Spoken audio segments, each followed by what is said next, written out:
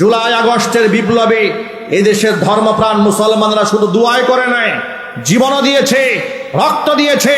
এমনকি যুবক এবং তরুণদেরকে আল্লাহু আকবার ধ্বনি দিয়ে আলেম ওলামা তুলাবারা জাগিয়ে তুলেছে। আল্লাহর উপর বিশ্বাস ভেঙে ফেলা যাবে না, হিন্দুত্ববাদ এই মাটিতে কায়েম করা যাবে না। এক সাগর রক্তের বিনিময় হলেও এদেশে কালিমার পতাকা উড্ডীনের জন্য চেষ্টা করতে হবে। রাজি আছেন কারা? দুহাত দেখতে চায়। 16 বছর মুরব্বীরা চুপসে গিয়েছিল, জুলুম নির্যাতনে সহ্য করতে না পেরে তারা দেয়ালের মধ্যে পিষ্ট হয়ে গিয়েছিল। নিঃশেষ হয়ে যাওয়ার পথে আমাদের সন্তানেরা মাথা উঁচিয়ে বুক ফুলিয়ে আবু সাইদের মতো লোকেরা এইভাবে হাত উত্তোলন করে বুলেটের সামনে দাঁড়িয়ে বুঝিয়ে দিয়েছে এ জাতি ভীরু এবং কাপুরুষের জাতি নয়, তারা সাহসী জাতি। সাফ কায়েম করতে গেলে পশ্চিমাদের, ব্রিটিশদের তৈরি করা এই সমস্ত আইনগুলোকে তছনছ করে ভেঙে কোরআন দিয়ে আইন তৈরি করতে হবে। মনে রাখবেন, বিগত বছরগুলোতে আমরা স্বাধীনভাবে ওয়াজ মাহফিলে কথা বলতে পারিনি। আমরা কথা বললে আমাদেরকে তকমা দিয়েছে মৌলবাদ, তকমা দিয়েছে জঙ্গিবাদ। আমাকে গাজীপুরের এক উল্লেখযোগ্য নেতা আমাকে একদিন বলছে, আপনি তো জামাত শিবির করেন। আমি বললাম, এই এত বড় তথ্য আপনাকে কে দিয়েছে? বলে, একেবারে হাই কমিশন থেকে আমাদের দলের সবাই জানে আপনি জামাত করেন। হাই কমিশন এই কথা বলেছে। আমি বললাম, হাই কমিশন থেকে শুরু করে আপনাদের তৃণমূল পর্যন্ত নেতা কর্মী যা আছেন সব মিথ্যাবাদী। কথা বলেন, সব মিথ্যাবাদী। ওরা মিথ্যার উপর রাজত্ব করেছে, কথা বলতে হবে, ঠিক কিনা? ওরা মানুষদেরকে ছোট করার জন্য, খাটো করার জন্য, যাকে যে কথা বলে ঘায়েল করে সামাজিকভাবে দুর্বল করা যায় ওরা সেটাই করেছে। স্বার্থে লেগেছে জঙ্গি, স্বার্থে লেগেছে রাজাকার, স্বার্থে লেগেছে আল বদর, আল শামস। পাকিস্তানের পেটারটা পাকিস্তানের দালাল বলেছে, কিন্তু ইতিহাস প্রমাণ করেছে যাদেরকে পাকিস্তানের ধূসর বলেছে তারা কেউ পাকিস্তানে আশ্রয় গ্রহণ করেনি। কিন্তু যারা আমাদেরকে পাকিস্তানের দালাল বলেছে, পাকিস্তানের পেটারটা বলেছে, ওরা হিন্দুস্তানের কাফের বেঈমানদের দালাল। এটা প্রমাণিত হয়েছে জাতির সামনে। কথা বলেন, ঠিক কিনা বলেন? ওরা আলেমদেরকে স্বাধীনভাবে কথা বলতে দেয়নি। আল্লাহ তাআলা আমাদের সুযোগ করে দিয়েছেন, কোরআন সুন্নাহর কথাগুলো আমরা বলিষ্ঠ কণ্ঠে বলতে চাই। এই সমাজে যদি আল্লাহর কোরআন সঠিকভাবে বলা যেত, এ দেশের চিত্র আরো অনেক ভালো হয়ে যেত। এই সমাজের মধ্যে এত চুরি, এত ডাকাতি, এত চিন্তা, এত রাহাজানি, এত খুন খারাপি হতো না যদি এই দেশের ওলামারা স্বাধীনভাবে দিনের কাজ করতে পারতেন। হাতে পায়ে শিকল লাগিয়ে দেওয়া হতো, বয়ানে স্টেজে ওঠার আগে কানে কানে এসে বলতো, হুজুর দিনকাল ভালো না, এটা বললেন না। এরপরে 14টা শর্ত দিয়ে মাহফিলের পারমিশন দেওয়া হতো। এই গাজীপুরে, এই টঙ্গীতেও আমার অনেকগুলা মাহফিল বন্ধ করে দিয়েছে। গাছাতে বন্ধ করে দিয়েছে, জয়দেবপুরে বন্ধ করে দিয়েছে, কোনাবাড়িতে বন্ধ করেছে, কাশিমপুরে বন্ধ করেছে। কেন? আমাদেরকে ব্লক করলে ওদের ফায়দা কি? আপনারা বলেন, কি ফায়দা? ফায়দা আছে। ফায়দা হচ্ছে ওরা এগুলা করে রাম এবং বামদেরকে দেখায়, তাদেরকে দেখায় যে দেখো আমরা তোমাদের কত অনুগত গোলাম, আমরা তোমাদের কত বড় দাস। দেশের জনপ্রিয় আলেমদেরকে আমরা অপমানিত করি শুধু তোমাদের মতো মুশরিকদেরকে খুশি করার জন্য। কথা একটু জোরে বলতে হবে, ঠিক কিনা বলেন? ওরা ইসলামের শত্রুদেরকে খুশি করার জন্য আলেমদের পায়ে ডান্ডা বেরি পড়িয়েছে। ওরা রয়ের মুখে হাসি ফুটাবার জন্য আলেমদের হাতে হাত করা পড়িয়েছে। গরুর রশি দিয়া টেনে টেনে আলেমদেরকে আদালতে হাজির করেছে। যারা করেছে ইতিহাসের আস্থা করে নিক্ষিপ্ত হয়েছে। কথা বলতে হবে মুসলমান, ঠিক কিনা বলেন? এগুলা করে সম্মান পাওয়া যায় না, জোর করে ভালোবাসা আদায় করা যায় না। কিছু সময়ের জন্য অভিনয় করা যায়। অভিনয় এক জিনিস, বাস্তবতা ভিন্ন জিনিস। দেখেন না, অভিনয় শিল্পীরা, সিনেমার ছবির তারকারা সিনেমার সুন্দর পর্দায় দেখায় প্রেম জীবনে একবারই আসে, মানুষকে ধোঁকা দেয়। অথচ সিনেমা শেষ, ওদের বাস্তব জীবনে তাকান, দেখবেন ওদের জীবনে যে কত হাজার প্রেম আসলো আর গেল, এগুলা কম্পিউটারে গুণে শেষ করা যায় না।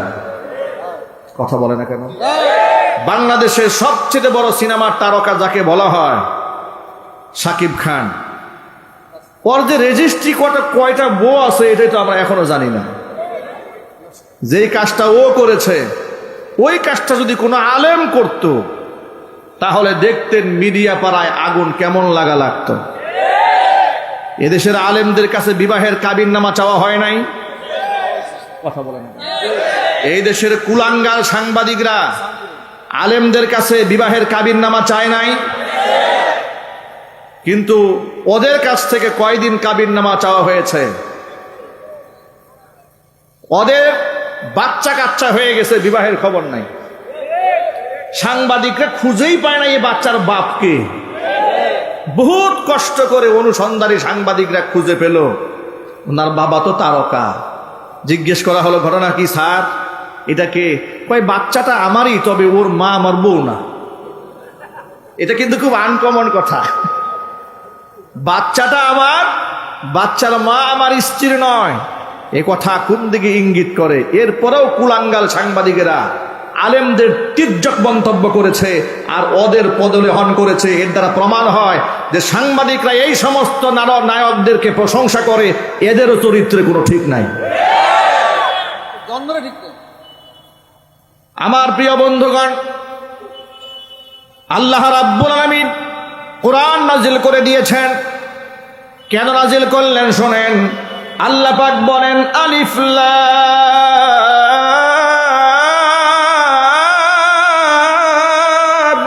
রা,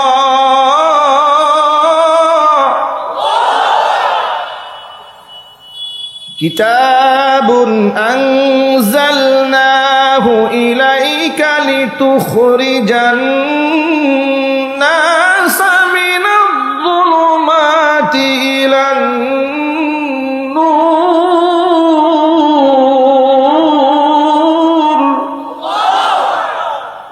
আল্লাহ পাক বলেন, হে নবী, আলিফ লাম রা হুরুফে মুকাত্তাআত, এর অর্থ আল্লাহ পাকই ভালো জানেন, পৃথিবীতে কেউ এই সমস্ত হরফের অর্থ জানেন না।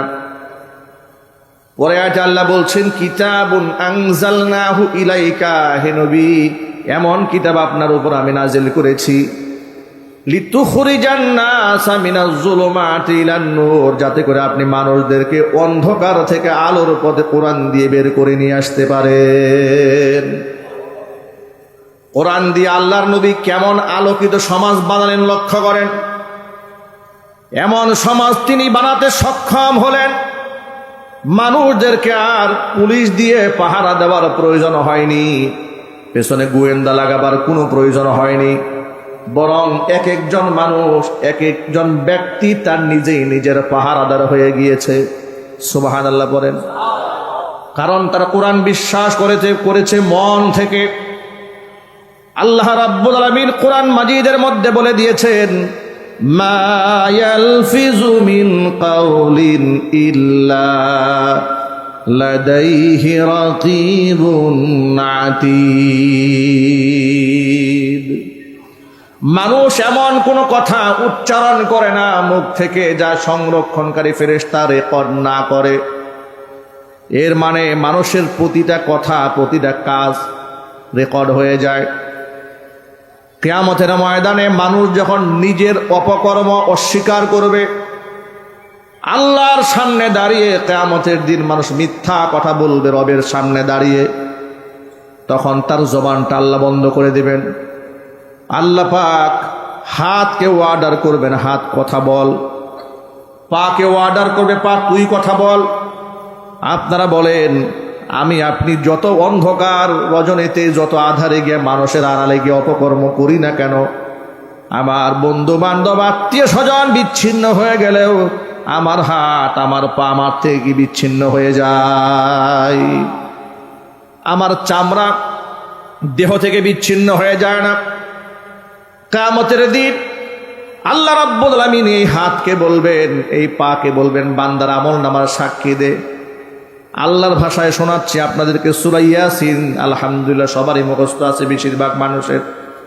সূরা ইয়াসিনের মধ্যে আল্লাহ বলেছেন, আল-ইয়াউমা নাখতিমু আলা আফওয়াহিহিম ওয়া তুকাল্লিমুনা আইদিহিম ওয়া তাশহাদু আরজুলুহুম বিমা কানু ইয়াকসিবুন।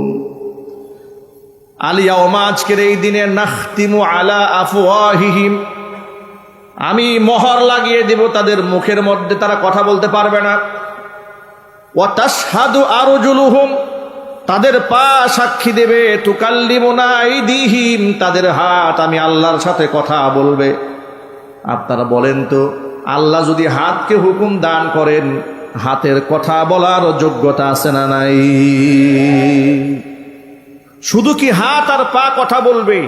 এই যে মানুষের গায়ের চামড়া, নিজের গায়ের চামড়া নিজের বিরুদ্ধে সাক্ষী হয়ে দাঁড়াবে। সূরা হামিম আস-সাজদা 24 নম্বর পারাতে আছে, ওয়াকালু লিজুলুদিহিম লিমা শাহিদতুম আলাইনা। মানুষ নিজের চামড়াকে বলবে, রে চামড়া, লিমা শাহিদতুম আলাইনা, কেন তুমি আজকে আমার বিরুদ্ধে সাক্ষী দাও?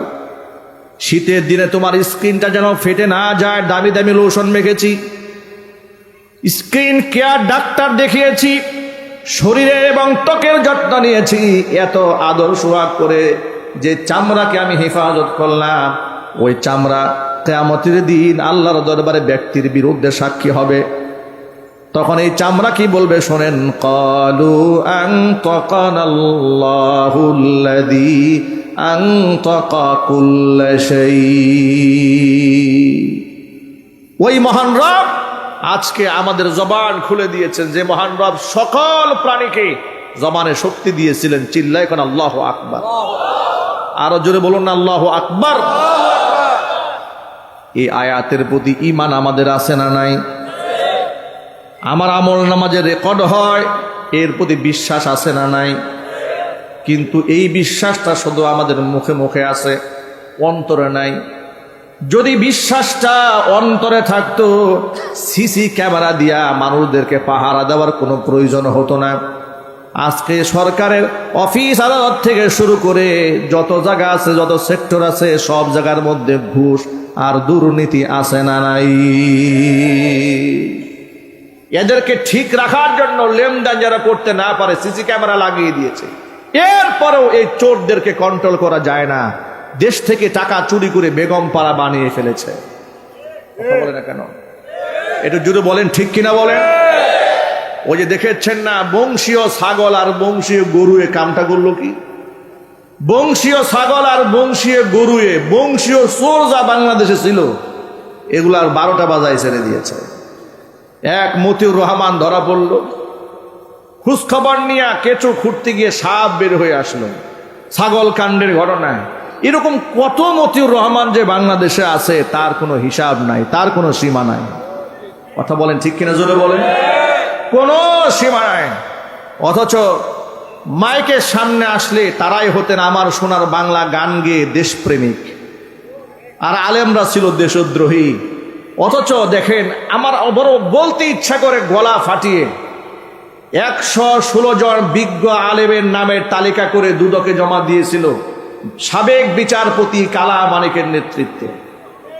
ঠিক না ভাই? এ কথা কি সত্য না মিথ্যা? কেন? আলেমরা অঢেল টাকার মালিক, তাদের আয়গুলাকে খতায় দেখা হোক, তারা দুর্নীতিবাজ। মানে এই বিষয়টা হচ্ছে আলেমদেরকে একটা প্রেসারে রাখা, একটা চাপে রাখা। আচ্ছা, একটা আলেমকে বাংলাদেশে কত পার্সেন্ট আলেম আপনার উচ্চ পর্যায়ে ধনী হয়েছে, এটা পার্সেন্টেজে গুণা সম্ভব? হাজারে লাখে 2-1টা আলেম থাকতে পারে তার ব্যক্তিগত যোগ্যতার কারণে, ব্যবসায়িক সাপোর্টের কারণে হয়তো বড় পর্যায়ে গেছে। কিন্তু বড় কোনো আলেম কি রাষ্ট্রের গুরু কোনো দায়িত্ব পালন করেছে? তো করেই তো নাই। তা খতায় দেখবেন কি? 2-1জনকে খতায় দেখলো পায়জামা পাঞ্জাবি ছাড়া এই লোকের কিছুই নাই। সুবহানাল্লাহ বলবেন না? জুনায়েদ বাবনগরী রহমাতুল্লাহি আলাইহি মারা গেছেন। আমার কাছে পত্রিকার কাটিংগুলো এখনো আছে। এই দেশের কুলাঙ্গারেরা পত্রিকায় লিখত যে দুবাইয়ে তার ব্যবসা আছে, মধ্যপ্রাচ্যে তার 200 দোকান আছে, তিনি মিনিমাম 200 কোটি টাকার মালিক। তিনি হেফাজতের নেতৃত্ব এমনে দেন না, টাকার গরমে দেন, বিদেশি সহায়তা পান, তারেক জিয়া সহায়তা করে, অমুকে সহায়তা করে, এগুলা তারা বলতো। বাস্তবতা কি জানেন? বাস্তবতা হচ্ছে উনি যে গেঞ্জি গায়ে দিতেন, গেঞ্জিটাও সেরা। এটা আমি নিজ চোখে দেখেছি। আল্লাহু আকবার কি বাড়ি গিয়ে বলবেন? এটা হলো বাস্তবতা। বাস্তবতা হচ্ছে উনার বাড়ির যে বেড়াটা, এটা হচ্ছে আপনার ওই টিন দিয়েও দেওয়া না, ওই যে বাঁশের মলি দিয়ে ধারে দিয়ে যে বানায় না, এটা হচ্ছে বাড়ির বেড়া। সাংবাদিকরা লিখেছে উনি 200 কোটি টাকার মালিক। বলেন আপনারা, আলেমদেরকে মানুষের সামনে ছোট করার জন্য, হেয় অপতিপন্ন করার জন্য ওরা কি করে নাই? ওরা কি না করেছে? আমাকে আপনাদের পার্শ্ববর্তী এলাকা লক্ষ্মীপুরা, জয়দেবপুরে কারাগারের পেছন থেকে এরকম মাহফিল স্টেজ থেকে স্লিপ দিয়ে নামিয়েছে। স্লিপ দিয়ে নামিয়ে সরাসরি থানা গারদে, গারদ থেকে সরাসরি কারাগারে। জিজ্ঞেস করেছি, ভাই আমার অপরাধটা বলেন। বলে অপরাধ কিছু নাই, সব উপরের নির্দেশ। পরের দিন মামলার এজাহারে তাকিয়ে দেখি লিখেছে যে টঙ্গীর এই দেখে হাসানুদ্দিন সরকার সহ আব্দুর রহিম মাদানী সহ গোপন বৈঠকে মিটিং করছিলেন এবং সেই মিটিং থেকে তাদেরকে ধরা হয়েছে। তারা রাষ্ট্রের মধ্যে একটা নাশকতা করার জন্য ষড়যন্ত্র করছিলেন। পরবর্তীতে সবাই দৌড়ে পালিয়ে গেল, 7 জন দৌড়ায় পালাতে পারে নাই। এর মধ্যে আমি, হাসান সরকার একজন। জীবনের প্রথম তারে আমি ওই দিন দেখি, উনিও জীবনের প্রথম আমাকে ওই দিন দেখে। এমনকি মামলা কোর্টে দাঁড়াবার আগ পর্যন্ত জানি না যে এই মামলার আসামি উনিও, এই মামলার আসামি আমিও। কেউ কাউকে চিনি না, জানি না। লিখেছে একসাথে মিটিং করছিলাম, আমার পকেটে 16টা ককটেল বোমা পাওয়া গেছে। বলেন, আলেমদেরকে মানুষের সামনে খাটো করার জন্য ওদের চেষ্টার কোনো কমতি ছিল? তবে এই ক্ষেত্রে ছোট্ট একটা বাস্তবতা বলে দেই। সাবেক মেয়র জাহাঙ্গীর আলম, তিনি রাজনৈতিক দৃষ্টিভঙ্গি থেকে আপনাদের কাছে অনেকের কাছে বিতর্কের পাত্র হতে পারেন, কিন্তু ঠিক ওই সময় একজন আলেম হিসেবে আমাকে উনি যে রেসপেক্টটা করেছেন, যে সম্মানটা দিয়েছিলেন, ইনি দলের বিরুদ্ধে দাঁড়িয়ে বলেছেন না কোনো হুজুর এই কাজ করে নাই, এটা ওনার নামে ফাঁসানো হয়েছে। উনি আমার পক্ষে সংগ্রাম করেছেন, লড়াই করেছেন। তার হাজারো রাজনৈতিক দৃষ্টিভঙ্গির মধ্যে ভালো গুণ ছিল, সবচেয়ে বড় যেটা আমার কাছে মনে হয়েছে, আলেম বান্ধব। কথা বলেন ঠিক কিনা বলেন? আচ্ছা, এই কথাটাকে আমি মিথ্যা বলেছি আপনাদের সামনে? বলেন এখানে, উনি আলেম বান্ধব, এই কথাটা কি মিথ্যা? রাজনৈতিক কলা কৌশলে হার জিত, পক্ষে বিপক্ষে নানা লোক থাকতে পারে, আমি ওই ব্যাপারে কোনো মতামত ব্যক্ত করতে চাচ্ছি না। উনি অনেক সহযোগিতা করে ওই মামলা থেকে আমাকে খালাস করে নিয়ে এসেছিলেন। কিন্তু আমি যেটা বলতে চেয়েছি, জাহাঙ্গীর আলম চেয়েছিলেন আমাকে বের করতে, কিন্তু অসংখ্য জাহাঙ্গীরের এন্ট্রিরা ছিল আমি যেন দিনের পর দিন কারাগারে ধুকে ধুকে মরি। কথা বলেন, গোটা বাংলাদেশে তারা এরকম ত্রাসের রাজত্ব কায়েম করেছিল। আল্লাহ পাক এগুলো দেখেন নাই? কথা বলেন না কেন? লোকেরা আমাদেরকে বলতো, হুজুর আপনারা না আলেম, আপনারা যে জালেমের বিরুদ্ধে আল্লাহর কাছে এত দোয়া করেন, দোয়া কি কবুল হয় না? আপনারা অধৈর্য হয়ে যায়। কোরআন বলছে ওয়াকানাল ইনসানু আজুলা, মানুষ অল্পতেই অস্থির হয়ে যায়, মানুষ খুব তড়িৎ প্রিয়। আমি তো মনে করি এই জাতির উপরে আল্লাহর যে কত দয়া, আল্লাহর যে কত মায়া, আল্লাহর যে কত ভালোবাসা এই জাতির উপরে। আমরা গুনাহগার, আমরা দুর্বল, কোনো সন্দেহ নাই। আমরা আল্লাহ রহমত পাওয়ার যোগ্য নই। যে গুনাহ আমরা করি, যে মিথ্যা কথা আমরা বলি, আমরা আল্লাহ রহমত পাওয়ার যোগ্য নই। হাসিনার চাইতেও বড় হাসিনা আমাদের উপর চাপাই দিলেও এটা হবে আমাদের উপর ইনসাফ। কথা বলেন, হাসিনার চাইতে ভয়ঙ্কর স্বৈরাচারী আমাদের উপর চাপাই দিলে এটা হবে ইনসাফ আমাদের কুকর্মের কারণে। আল্লাহ যে লেডি ফেরাউনের হাত থেকে আমাদেরকে বাঁচিয়েছেন, এটা আমাদের আমলের বদৌলতে নয়, এটা আল্লাহ দয়া করেছেন। কথা বলতে হবে ঠিক কিনা বলে? এ কথা কেউ মনে করবেন না যে আমার ক্রেডিটে স্বৈরাচারী পালিয়েছে। এত সহজ নয়, এত সহজ নয়। এটা অসংখ্য উলামা, তুলাবা, সুহাদা, মাজলুম জনতার চোখের পানির বিনিময়ে আল্লাহ জাতির উপর রহমত বর্ষণ করেছেন। তা না হলে আবার খোলা ময়দানে এত মাইক লাগিয়ে কথা বলেন, এই সাহস হতো, এই সাহসিত হতো না। এই মাহফিলের পারমিশন আনতে গেলে তো আপনাদের পায়ের জুতা একদম ক্ষয়ে যেত। কথা বলা যাবে না। রাম বামরা কথা বলবে, রাম বামরা পূজা অর্চনা করবে, অসুবিধা নাই, কিন্তু ওয়াজ করতে গেলে 12টা বাজায় ছাড়ত। এভাবেই হিন্দুত্ববাদ কায়েমের ষড়যন্ত্র করা হয়েছে এদেশের মধ্যে। আপনারা মনে রাখবেন, জুলাই আগস্টের বিপ্লবে এদেশের ধর্মপ্রাণ মুসলমানরা শুধু দুয়াই করে নাই, জীবনও দিয়েছে, রক্ত দিয়েছে, এমনকি যুবক এবং তরুণদেরকে আল্লাহু আকবার ধ্বনি দিয়ে আলেম ওলামা তুলাবারা জাগিয়ে তুলেছে। আল্লাহর উপর বিশ্বাস ভেঙে ফেলা যাবে না, হিন্দুত্ববাদ এই মাটিতে কায়েম করা যাবে না। এক সাগর রক্তের বিনিময় হলেও এদেশে কালিমার পতাকা উড্ডীনের জন্য চেষ্টা করতে হবে। রাজি আছেন কারা? দুহাত দেখতে চায়।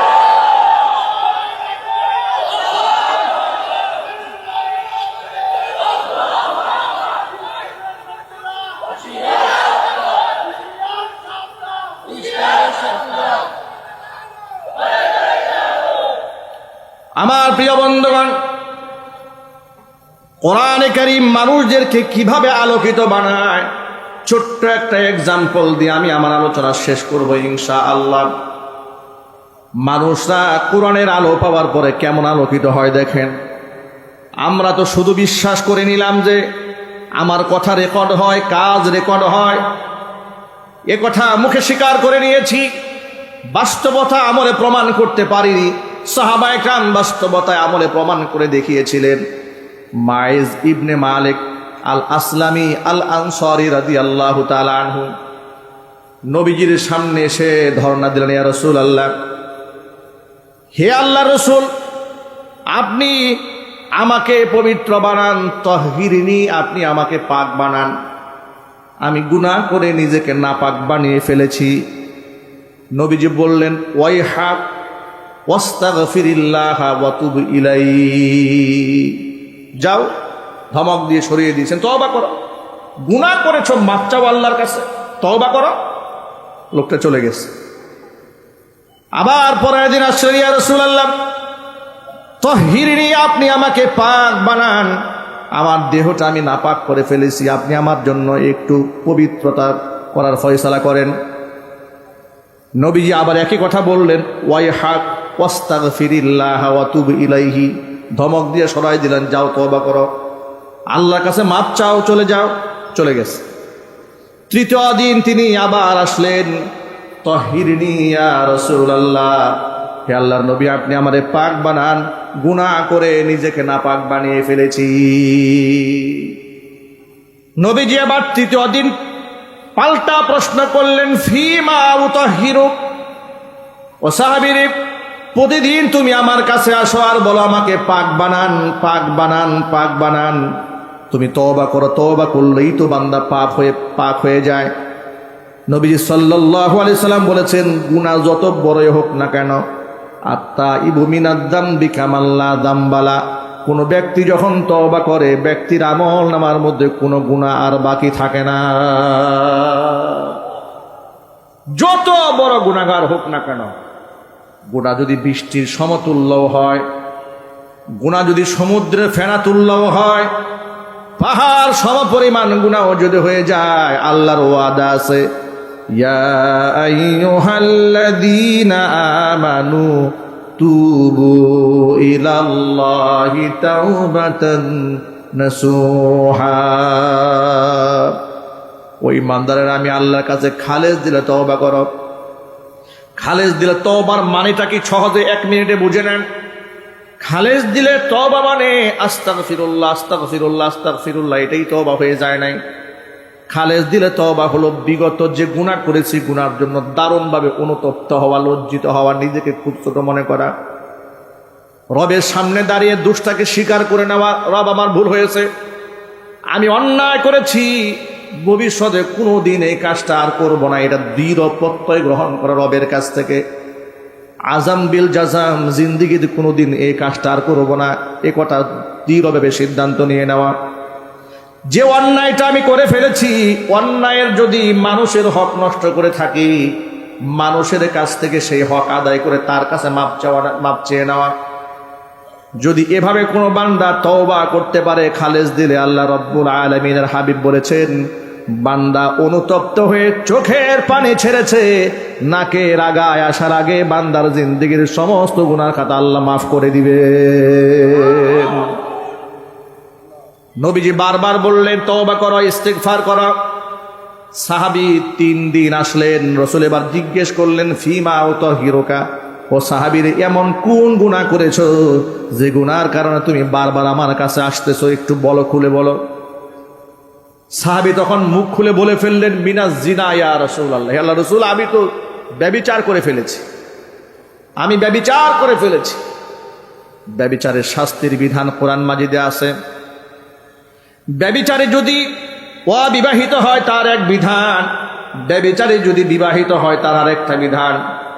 ব্যভিচারে যদি অবিবাহিত হয় তার বিধান হচ্ছে আয-যানিয়াতু ওয়াজ-যানি ফাজলিদু কুল্লা ওয়াহিদিন মিনহুমা মিআতা জালদা ওয়ালা তা'খুযুকুম বিহিমা রা'ফাতুন ফি দীনিল্লাহি ইন কুনতুম তু'মিনুনা বিল্লাহি ওয়াল ইয়াউমিল আখির ওয়ালইয়াশহাদ আযাবাহুমা তা'iফাতুম মিনাল মুমিনিন। আল্লাহ পাকের বিধানের মধ্যে কি জুলুম আছে নাকি? কথা বলেন। মাইকের আওয়াজ নাই, আপনাদের আওয়াজ নাই। আমি কোন বিপদে আছি দেখেন। মানে এখানে ওয়াজ করতে আসায় আমার একটা বিপদ হয়ে গেছে। মাইকেরও আওয়াজ নাই, আপনাদের আওয়াজ নাই। এই লোকের আমি বুঝাই তো আর মানুষ বানাইতে পারবো না। ওয়াজ মাহফিলে মাইক দাওয়াত দিবেন, ভালো মাইক। মাইক ঠিক করতে করতে এমনি হাতে নাই সময়, বারবার ঘড়ির দিকে তাকাচ্ছে, আবার বারবার মাইকে চালান না।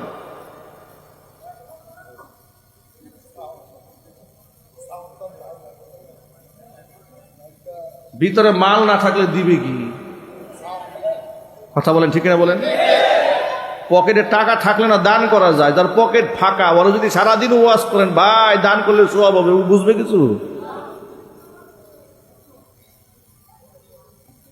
ভাইরা আমার, এখন সাউন্ড দিয়েছে দেখছেন, চরিত্র কত খারাপ এগুলা। এখন সাউন্ড দিলেন কেন? এখন সাউন্ড আসলো কেন? এটা জবাব দিতে হবে আগে।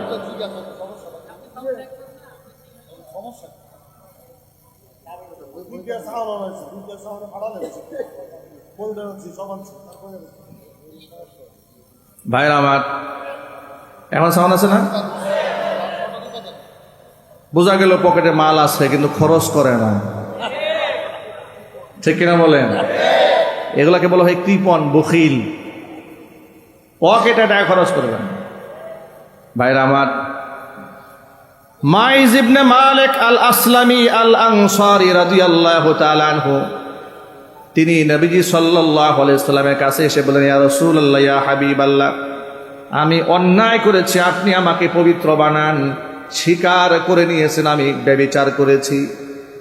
ব্যভিচারের শাস্তি 2 প্রকারের। কয় প্রকার? সবাই হাত দেখান। যদি বিবাহিত হয় 1 প্রকারের শাস্তি, আর যদি অবিবাহিত হয় আরেক ধরনের সাজা।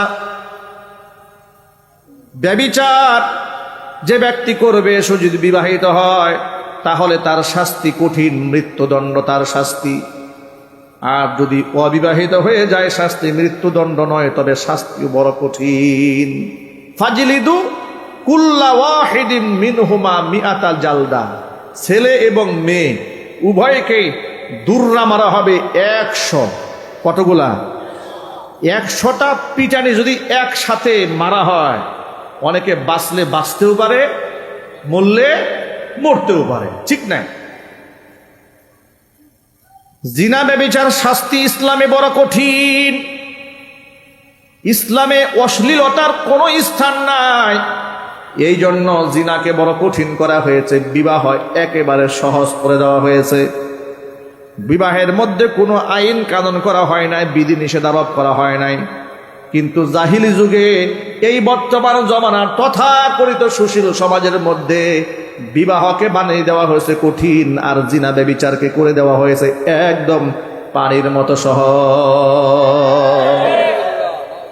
কেউ যদি একটা জায়গায় 2টা বিয়ে করে তাহলে দেখবেন আর 14 গোষ্ঠী উদ্ধার করার জন্য নেতা কর্মী পুলিশ অভাব নাই। বিবাহ সে 2টা করলো কেন? তার 12টা বাজায় ছাড়া হবে, কিন্তু প্রেমিক যদি 50টাও রাখে কোনো অসুবিধা নেই। কথা বলেন, বাস্তবতা আছে না নাই? ইসলাম এই ব্যাপারে কত কঠোরতা করেছে দেখেন। বিবাহিত পুরুষ অন্যের বউ নিয়ে নাইট ক্লাবে যাবা কোনো সুযোগ নাই, একেবারে কল্লা উড়াই দেওয়া হবে। আইন কার? চিল্লায় বলতে হবে আইন কার? এই আইনগুলো সমাজে বাস্তবায়িত যদি না হবে ততদিন পর্যন্ত ওয়াজ নসিহত করে জিনা ব্যভিচার দেশ থেকে বন্ধ করা যাবে না। যদি শুধু ওয়াজেই কাজ হতো তাহলে ইসলাম এই ব্যাপারে এত কঠোর পদক্ষেপ গ্রহণ করতো না, ঠিক কিনা ভাই? আচ্ছা, আল্লাহর নবীর চাইতে উন্নত বক্তা পৃথিবীতে আর আছে? জোরে বলেন আপনার। তার চাইতে দরদি দায়ী, এত মোহব্বতের দায়ী, এত ইতিদাল ভারসাম্যপূর্ণ বক্তব্য জাতির সামনে পৃথিবীতে আল্লাহর রসুলের চাইতে ভালো করে উপস্থাপন করার যোগ্যতা পৃথিবীতে আর কারো আছে? সেই নবীজি জিনার ব্যাপারে শুধু নসিহত করেন নাই, আইন কার্যকর করেছেন, কঠোর হয়েছেন। কত কঠোর একটু পরেই বুঝবেন। মাইজ ইবনে মালিক আল আসলামী তিনি বিবাহিত ছিলেন। এত নারাজ হয়ে গেলেন নবীজি সাল্লাল্লাহু আলাইহি সাল্লাম যখন সামনে এসে উপস্থিত, তিনি বললেন, তবে সাথে সাথেই তিনি শাস্তি কার্যকর করেন নাই, কারণ যেহেতু শাস্তি বড় ভয়ঙ্কর, মৃত্যুদণ্ডের ব্যাপার। এই জন্য এলাকায় আগে তদন্ত টিম পাঠায় দিলেন, খোঁজ খবর নিয়ে আসো। এই যে নিজের ব্যাপারে বলছে সে জিনা ব্যভিচার করেছে, সে অসুস্থ নাকি মানসিক রোগী নাকি সে মদ্যপান করেছে নাকি, একটু খোঁজ খবর নিয়ে আসো। এলাকাবাসী বলল না, তিনি মদ্যপান করেন নাই, তিনি একজন সুস্থ মানুষ, তিনি পাগল নন। এলাকার মানুষ তার ব্যাপারে স্টেটমেন্ট জারি করে দিয়েছে। নবীজি সাল্লাল্লাহু আলাইহি সাল্লাম সর্বশেষ সাহাবীদেরকে বলেন, সাহাবীরা একটু মাইজ ইবনে মালিক আল আসলামীর মুখের মধ্যে নাক লাগায় দেখো, মুখের মধ্যে মদের গন্ধ পাওয়া যায় নাকি। সুবহানাল্লাহ। ইসলামের বিচার বড় সুন্দর, অনেক ইনসাফপূর্ণ বিচার ইসলামের। এই জন্য আমি আপনাদেরকে সবসময় বলি, প্রতিটা মুসলমানের উচিত দেশে শরিয়া আইন কার্যকর হোক, এই ব্যাপারে ভূমিকা রাখা, এই ব্যাপারে কথা বলা, এই ব্যাপারে চেষ্টা চালিয়ে যাওয়া। কথা বলে ঠিক কিনা? ব্রিটিশদের তৈরি করা আইনে এই দেশে কিয়ামত পর্যন্ত আপনি শান্তি কায়েম করতে পারবেন না। কথা বলেন, এই দেশে আপনি কেমনে শান্তি কায়েম করবেন বলেন? বিনা অপরাধে স্ত্রী মামলা দিয়েছে, নারী নির্যাতনের মামলা, বেচারা 3 মাস তাকে জেল খাটতেই হবে, জামিনের কোনো সুযোগ নাই। এটা যদি সে অপরাধী না হয়ে থাকে, এটা কি তার উপর জুলুম নয়? ওই যে ছোট্ট রফিকুল ইসলাম মাদানী গতকালকে বললেন, 11 মাস তাকে জেলখানায় নিয়ে আটকায় রাখছে। 11 মাস আটকায় রাখার পরে আদালতে তাকে হাজির করার পরে বিচারক জিজ্ঞেস করছে, হুজুর আপনার অপরাধটা কি বলেন? কয় মাস পরে? 11 মাস বেটা জেল খাটা শেষ। এরপরে জিজ্ঞেস করতেছে যে আপনি আসলে অপরাধ করছেন কিনা বলেন। এই ফাঁক দিয়ে 11 মাস তার জিন্দিগির 12টা বেজে গেছে। কথা বলতে হবে ঠিক কিনা? তাহলে এটা কোনো আইন হতে পারে? এটা কোনো রাষ্ট্রের অবকাঠামো হতে পারে? এই অবকাঠামো ভাঙতে হবে। ইনসাফ কায়েম করতে গেলে গণভবনে যেমন সব তছনছ করে দেওয়া হয়েছে, ইনসাফ কায়েম করতে গেলে পশ্চিমাদের, ব্রিটিশদের তৈরি করা এই সমস্ত আইনগুলোকে তছনছ করে ভেঙে কোরআন দিয়ে আইন তৈরি করতে হবে। 11 মাস পরে জিজ্ঞেস করে আপনার অপরাধ কি হুজুর বলেন একটু। বেচারা 11 মাস জেলখানা শেষ। অযুবক ভাইরা আমার,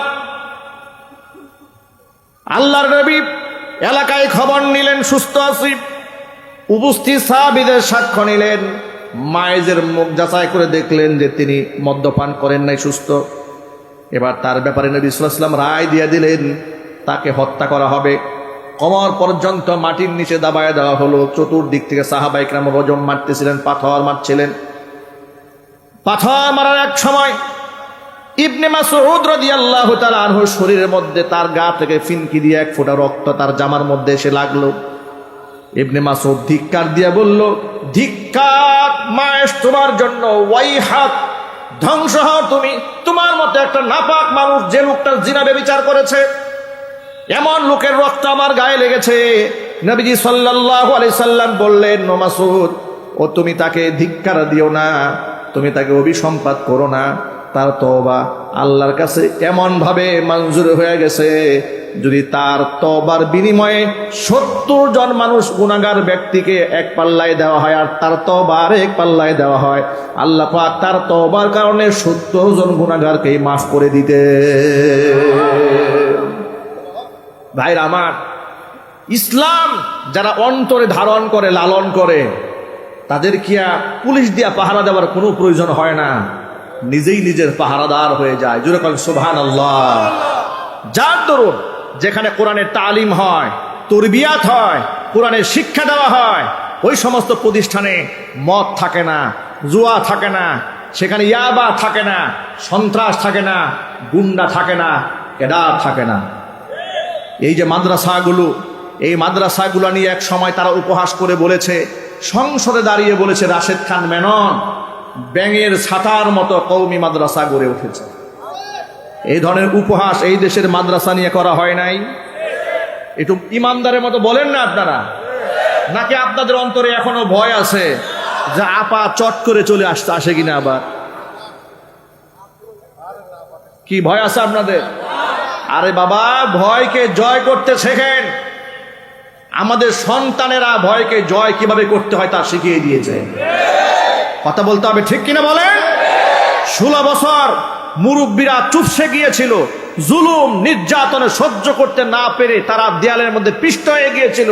নিঃশেষ হয়ে যাওয়ার পথে আমাদের সন্তানেরা মাথা উঠিয়ে, বুক ফুলিয়ে, আবু সাইদের মতো লোকেরা এইভাবে হাত উত্তোলন করে বুলেটের সামনে দাঁড়িয়ে বুঝিয়ে দিয়েছে, এ জাতি ভীরু এবং কাপুরুষের জাতি নয়, তারা সাহসী জাতি। আপনাদের কিসের ভয়? কিসের ভয় আপনাদের? ইমানদারেরা ভয় পাবে একমাত্র আল্লাহকে। কাকে ভয় পাবে? আরো চিল্লায় বলেন। মাদ্রাসাগুলাকে ব্যাঙের ছাতা বলা হয় নাই? বলেন। ব্যাঙের ছাতার মতো মাদ্রাসা গড়ে উঠেছে বলেছে। জঙ্গিবাদের কারখানা বলা হয়েছে। মহিলা মাদ্রাসাগুলোর মধ্যে মেয়েরা হাত মোজা, পা মোজা পরে যায়, সহ্য করতে পারে না ওরা বলেছে যে কি যে হয় ভিতরে আল্লাহই জানে।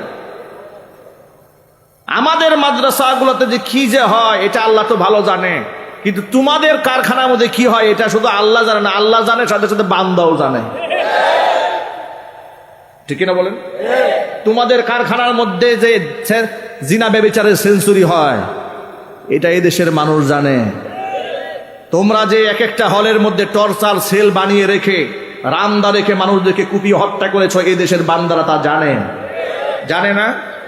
এই মাদ্রাসাগুলোর অবদান হচ্ছে, যদি এই দেশে মাদ্রাসা না থাকতো তাহলে এই সমাজের মানুষ অসভ্য হয়ে যেত। আজকে যতটুকু মানুষ সভ্য আছে এটা দ্বীনি তালিম তরবিয়ত থাকার কারণেই আছে। এখনো পর্যন্ত বাবা মা সন্তানের কাছ থেকে যতটুকু শ্রদ্ধা পায় এটা আলেমদের নসিহতের কারণেই পায়। এখনো পর্যন্ত সমাজে বড়রা ছোটদের কাছ থেকে যতটুকু শ্রদ্ধা পায় আলেমদের বয়ানের কারণেই পায়। এটা যদি বন্ধ হয়ে যায় তাহলে আবার একটা অসভ্য কালচার জমিনের মধ্যে শুরু হবে। আমি সকলের প্রতি আহ্বান জানাই।